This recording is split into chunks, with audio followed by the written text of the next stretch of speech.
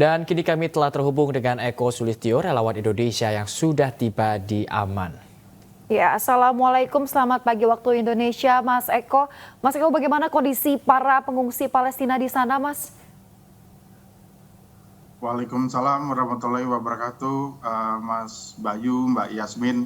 Kalau bicara kondisi saudara-saudara kita pengungsi Palestina di Jordania memang tidak terimbas langsung atas konflik yang terjadi, tetapi setidaknya kondisi kehidupan mereka mengalami secara psikologis, secara mental dan bantuan bahan pangan seperti yang disebutkan, otomatis informasi yang kami dapatkan dari lembaga kemanusiaan setempat dan dari UN bahwa bantuan untuk pengungsi Palestina itu semuanya menuju ke Gaza, Palestina. Perlu kita ketahui bahwa pengungsi Palestina itu berada di Lebanon, berada di Jordania, dan berada di Gaza.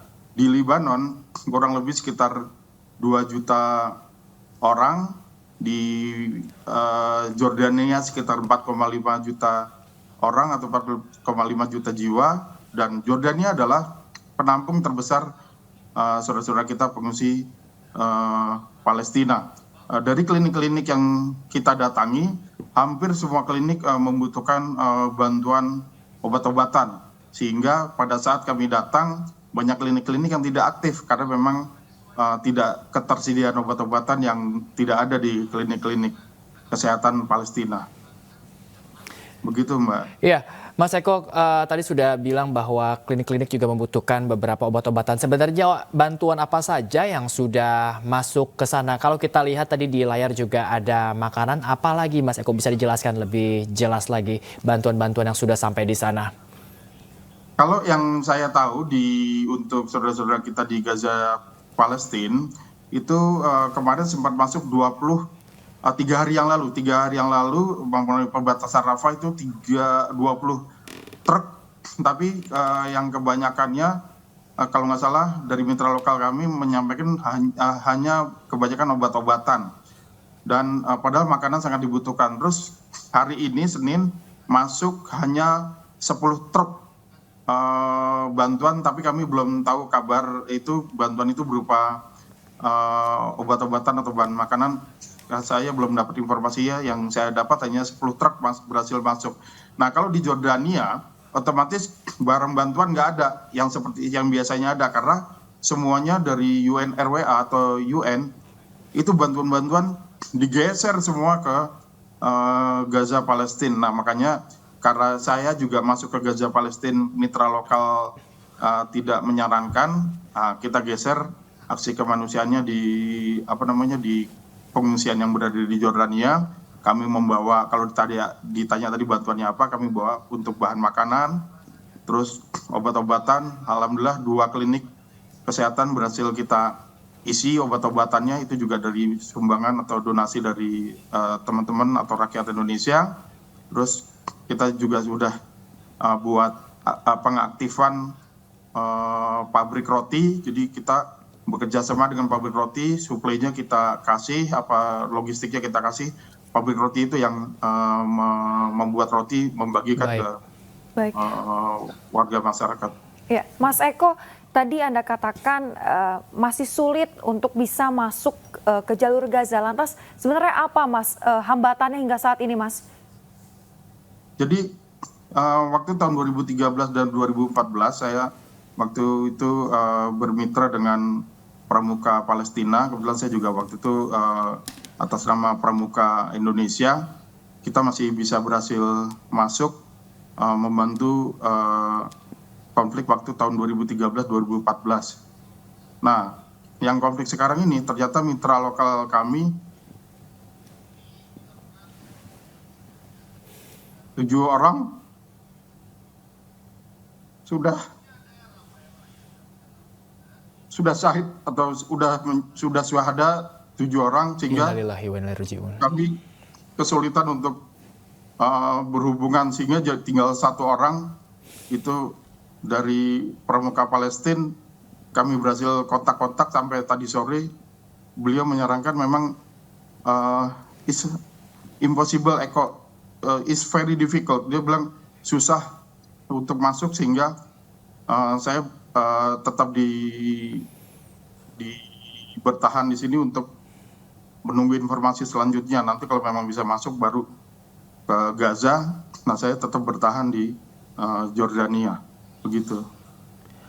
Kesulitannya dia tidak sebutkan apa, tapi memang impossible, dia bilang it's very difficult, gitu aja dia bilang. Baik, Mas Eko sendiri ada kerjasama dengan KBRI mungkin? Ya, dari pertama kedatangan saya langsung menghadap ke KBRI untuk berkoordinasi dan bersinergi, serta menanyakan kondisi keamanan, serta WNI yang ada di Amman Jordania, sehingga alhamdulillah saya bisa bertemu langsung dengan Pak Dubes, Pak Ade Padmo Sarwono, dan mendapat arah-arahan sehingga kegiatan ini bisa berjalan lancar. Jadi KBRI alhamdulillah sudah mendukung penuh kegiatan kemanusiaan bantuan dari rakyat Indonesia kepada rakyat Palestina. Baik, Mas Eko, sebelumnya kami mengucapkan turut berbelasungkawa atas rekan Mas Eko yang telah berpulang. Kita doakan semua yang terbaik. Jaga keselamatan Mas Eko agar bisa terus membantu warga di sana. Mas Eko, terima kasih atas waktunya. Selamat kembali beraktivitas. Pemirsa, di tengah perang Rusia-Ukraina yang belum berakhir, Duta Besar Rusia untuk Indonesia bersiap meninggalkan Jakarta sebelum akhir tahun. Ya, Rusia menilai peranan Indonesia kini semakin penting di kawasan dan secara global.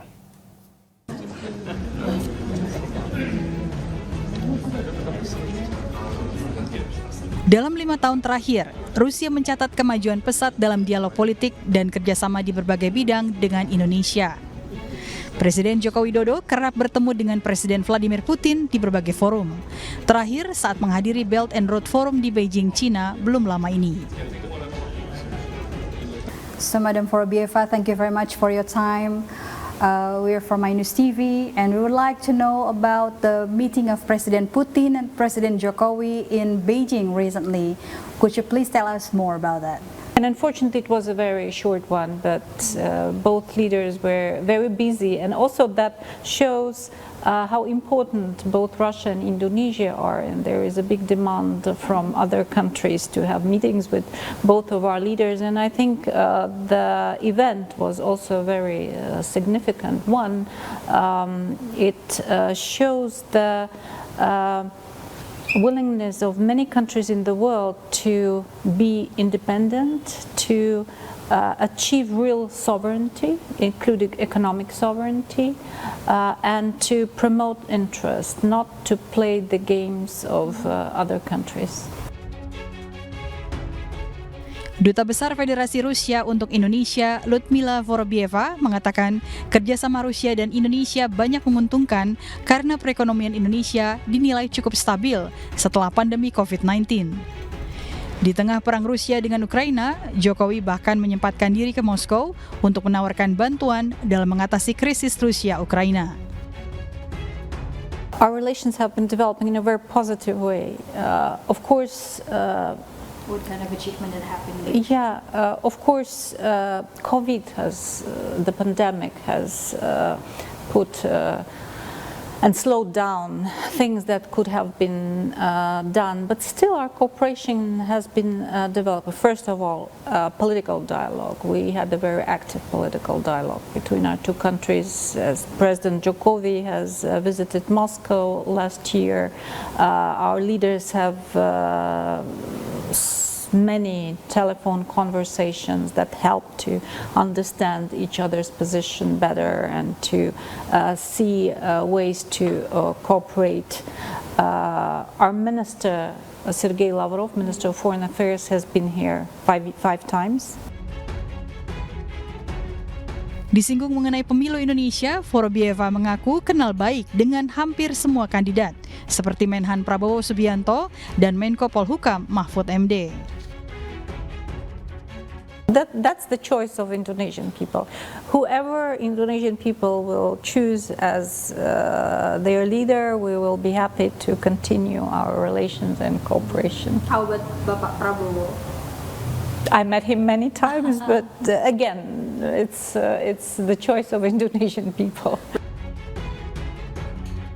Setelah menyelesaikan tugasnya dan kembali ke Moskow dalam waktu dekat, Duta Besar kelahiran Ukraina ini mengaku ingin melihat perkembangan kerjasama yang lebih luas di bidang budaya dengan Indonesia.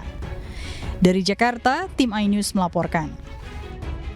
Kita ke informasi berikutnya pemirsa, pemerintah Kabupaten Badung menggelar pesta rakyat serangkaian hari ulang tahun ke-14 Mangupura yang dilaksanakan di lapangan Mangu Praja Mandala Puspem Badung pada tanggal 21 hingga 22 Oktober 2023. Ya, selain menghadirkan artis lokal dan nasional, pesta rakyat juga melibatkan berbagai unsur masyarakat dan puluhan UMKM.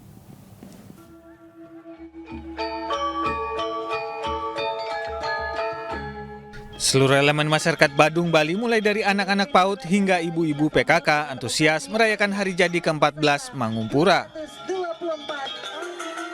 Berlangsung selama 2 hari, pesta rakyat ini diisi dengan berbagai kegiatan mulai dari parade bale gajur anak-anak, tari pendet, hingga tari barong. Pada hari kedua, acara diisi lomba memasak olahan ikan yang diikuti oleh ibu-ibu PKK se-Kabupaten Badung. Lomba ini sekaligus mendorong masyarakat mengkonsumsi lebih banyak olahan ikan untuk meningkatkan gizi keluarga. Pesta rakyat ini mengangkat tema Hanasta Adiguna yang berarti Badung kuat dan unggul. Untuk memeriahkan acara, panitia turut mengundang band ternama ibu kota seperti Noah, Club Project, artis dangdut Syahiba Saufa, dan penyanyi asli Bali Bagus Wirata. Lalu berpegang teguh kepada 4 pilar kebangsaan. Undang-Undang Dasar 1945, Bhinneka Tunggal Ika, begitu juga dengan NKRI, begitu juga dengan Pancasila. Contoh, Pancasila sila kelima, keadilan sosial bagi seluruh rakyat Indonesia. Artinya apa? Semua insan sama dapat dan sama rasa. Jadi, yang beda jangan sekali-sekali kita paksakan untuk jadi sama, tetapi yang sudah sama jangan kita bedakan. Terus dengan cara apa menguatkan Badung tadi? Keluarlah beberapa inovasi sehingga tetap layanan pada masyarakat dapat mampu dilaksanakan.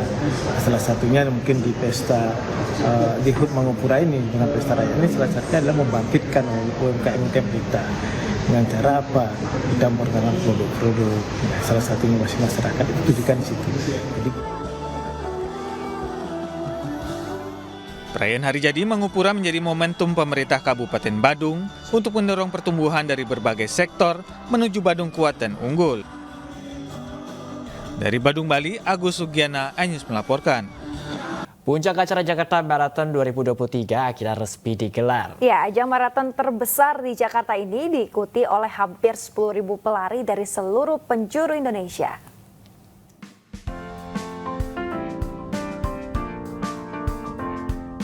Ribu pelari memenuhi area Plaza Timur Gelora Bung Karno Senayan pada Minggu pagi 22 Oktober 2023 untuk ikut serta dalam Jakarta Marathon 2023. Peserta dari berbagai kalangan mulai masyarakat umum hingga atlet profesional datang dari berbagai daerah penjuru Indonesia untuk ikut serta dalam ajang maraton terbesar di Jakarta tahun ini. Acara lari jarak jauh tahunan ini dibagi atas beberapa kategori, yakni kategori maraton dengan panjang rute mencapai 42 km, kategori half maraton dengan panjang rute mencapai 21 km, lalu kategori 10 km dan kategori 5 km. Jakarta Marathon tahun ini juga memberikan apresiasi bagi pelari tercepat di setiap kategori dengan total hadiah mencapai 1,5 miliar rupiah. Selain itu, para pelari yang berhasil menyelesaikan rute sesuai dengan target waktu yang ditentukan mendapatkan medali penghargaan sesuai kategori masing-masing. tahun ini kami acaranya sangat sukses. Kami mendengar banyak feedback dari para pelari dan mereka sangat senang gitu ya dengan apa yang terjadi di rute maupun di Race Expo maupun di Race Village. Saya senang sekali ya bisa ikut berpartisipasi di Jakarta Marathon tahun 2023 ini. Memang agak sedikit berbeda ya, di mana dari start hingga kilometer 40 itu rutenya memang benar-benar steril. Bahkan tadi di jalur Sudirman itu sepanjang rute pelari dikasih pagar pembatas sehingga kita pelari tidak terganggu dengan acara Car Free Day dan juga busway. Tadi rutenya tuh bagus banget, steril. Dan kita tuh nggak barengan sama orang-orangnya, jadi pokoknya enak banget deh rutenya. Tidak hanya sekedar ajang olahraga, sebagai acara lari jarak jauh tahunan pertama yang mengusung konsep karbon netral di Indonesia, acara ini juga berkomitmen untuk memenuhi tanggung jawab akan lingkungan. Hal ini tercermin dari pengelolaan sampah ramah lingkungan dan adanya penghitungan jejak karbon dari para pelari. Dari Jakarta, Amrina Rida, Sadusanto, iNews melaporkan. Pemirsa, medali emas pertama untuk Indonesia di Asian Para Games 2022 berhasil disumbangkan oleh cabang olahraga para atletik lewat Sabto Yogo Purnomo. Ya, selain itu Indonesia juga berhasil mendapatkan medali perunggu di cabang olahraga blind judo.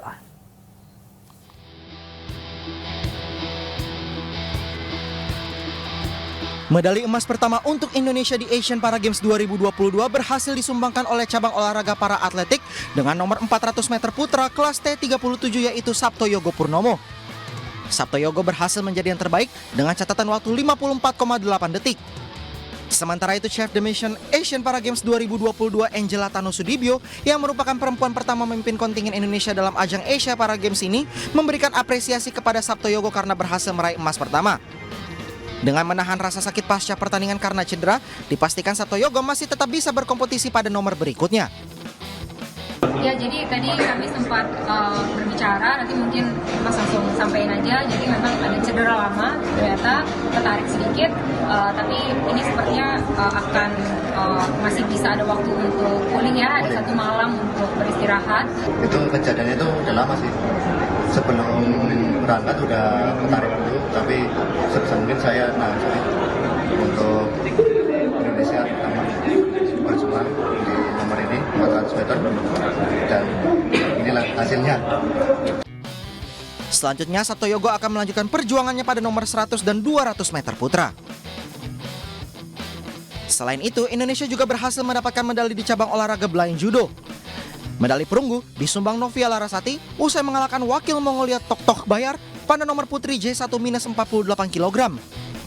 Rasa bangga dan puas dirasakan oleh Novia karena berhasil memenuhi target yang ditetapkan. Senang. Ya. Buat Indonesia, buat keluarga. Iya. Ya, dia pengennya kan emas, tapi ya nanti harus berusaha lebih maksimal lagi.